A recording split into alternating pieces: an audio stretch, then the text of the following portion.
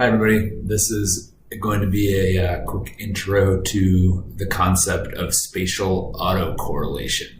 So we'll touch on the definition, explanation, why is this useful to us in spatial modeling, why is it problematic or at least something that you have to watch out for sometimes, and then most pertinent to this lab is what does it mean to have spatial autocorrelation of a set of residuals that came about from regression modeling. So the first law of geography, made up by this guy who was wandering the halls of UC Santa Barbara when I was there, is everything is related to everything else, but near things are more related than distant things. So one of those phrases that sounds really obvious, but someone had to be the first to come up with it. And Tobler also added a bunch of mathematical underpinnings that relate to this statement and are directly kind of fundamental to the development of theory related to spatial autocorrelation. So spatial autocorrelation measures the correlation of a variable with itself through space. So how much is something like the thing that's close to it? So in this kind of theoretical picture here, you've got, a highly clustered distribution where stuff that's neighboring squares are pretty likely to be the same as each other. And then you have a different zone where that's also true. This would be very high positive spatial autocorrelation. Over here you have a random distribution without necessarily any spatial autocorrelation beyond what happens simply randomly. And then over here you've got a gridded distribution, which it is more likely that the cell that is close to you is going to actually be different than a cell that is potentially further away. So that would be negative spatial autocorrelation. So some examples. So a spatial clustering example where spatial autocorrelation is prevalent and important. A couple examples here. One is human population, at least at the spatial scale of a country. It is pretty likely that if you were to sample a census tract in Chicago and then sample one census tract next door to that one, those populations are going to be highly related because population is autocorrelated through space. Similarly, if you were to sample a Nevada census tract and then a neighboring Nevada census tract, you would be highly likely to get two very low population census tracts because, again, they are correlated through space. They are spatially dependent on one another.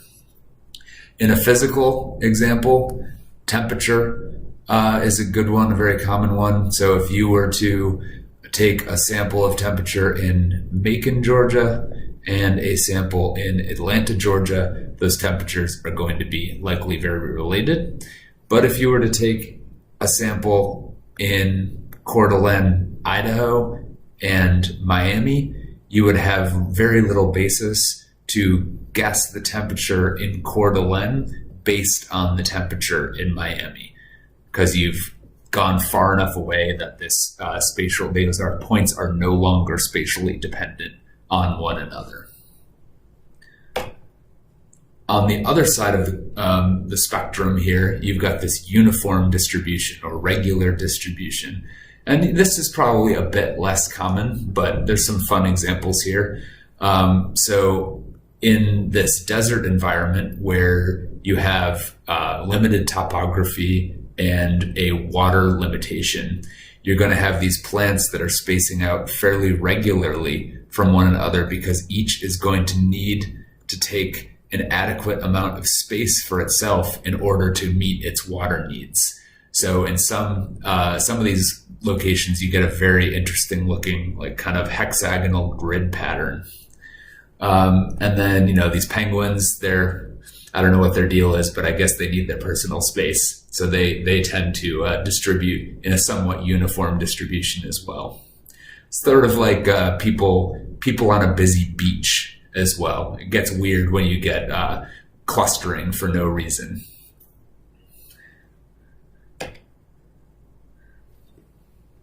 So to introduce the idea of how this spatial autocorrelation is depicted, I'll introduce the conceptual idea of the variogram. We're not going to go into the math behind this in this class.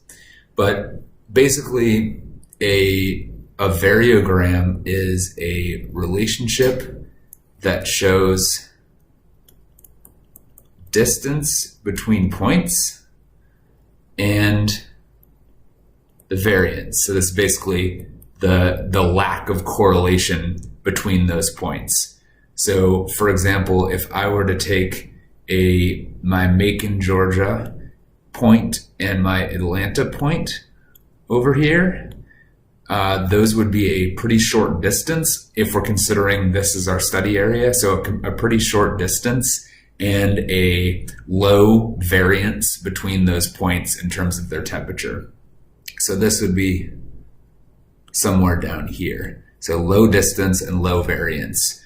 Whereas if I sampled again Macon and Jackson Hole, Wyoming, we've got a long distance and a high variance or a high dissimilarity in these two values.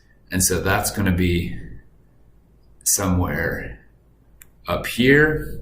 If I were to do Orlando, Florida, and Springfield, Missouri, it's a bit shorter of a distance, but there's still a high variance. I don't know much about the temperature here because I know the temperature here, because they're spatially independent of one another. So that's going to be shorter distance, but similar variance. So if you keep doing that, usually what you see is a relationship that looks something like this, where you have increased dissimilarity over distance.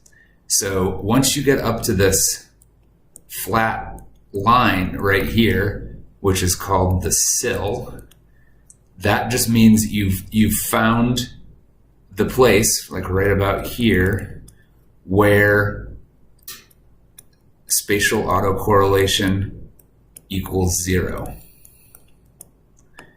Everything over in this area, there is positive spatial autocorrelation.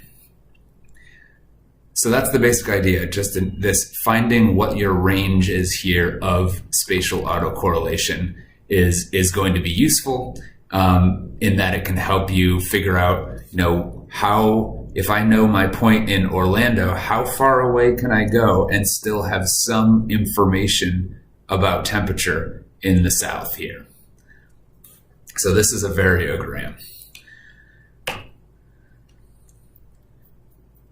So knowing that can be useful if, for example, you're interested in interpolation. So creating a raster surface of, in this case, Colorado precipitation based on point samples. So by default, you may assume that in order to make a surface of temperatures in, let's go back to black here, a surface of temperatures in Colorado, you'd want to have, precipitation, you'd want to have rain gauges evenly distributed throughout the state. That might be your default assumption. But once you think more about the topography and maybe see a past map of how precipitation varies over space in Colorado, you'd think, oh, well, what I can probably do instead, let's erase these guys, is only have a few sample points out here in the plains because there's a very high degree of spatial correlation spatial autocorrelation between these points. There's limited variance out here in the plains. Whereas in the mountains, if you wanted to make an accurate map of precipitation, you're going to have a lot more points because the distance decay in your accuracy is going to be very rapid. So this is going to help you tailor your point sampling in order to eventually use these points to make an interpolated surface. So that's kind of the utility of understanding spatial autocorrelation. But it's something to watch out for if you're trying to model something using regression modeling. So if your goal was to model average precipitation using some other variable, you're going to need to have an understanding of where to put sample points in order to meet the assumption of regression model that the sample observations are statistically independent. So for example, it wouldn't make sense for me to take a sample point here and a sample point here because these two are going to be spatially dependent on each other. And also simply, that's just not efficient. There's not enough new information in point number 2 compared to point number 1. Those are basically saying the same thing. So that's a useless additional sample point in building a model. So instead, again, you'd want to distribute a lot of points where there's high variability over space and only a few that far away from each other out in the Great Plains. So let's take this example a little bit further.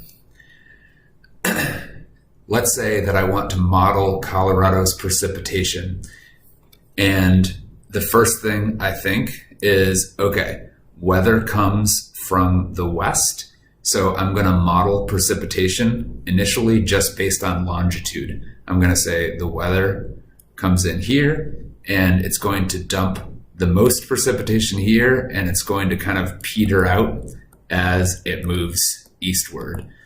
So, there's some logic to this. Obviously, it's very simplistic. And so let's see what happens if we just do a regression model based on longitude to predict precipitation. Well, if we're zoomed in here on western Colorado, you may now see a map of residuals. So this is the error in the model.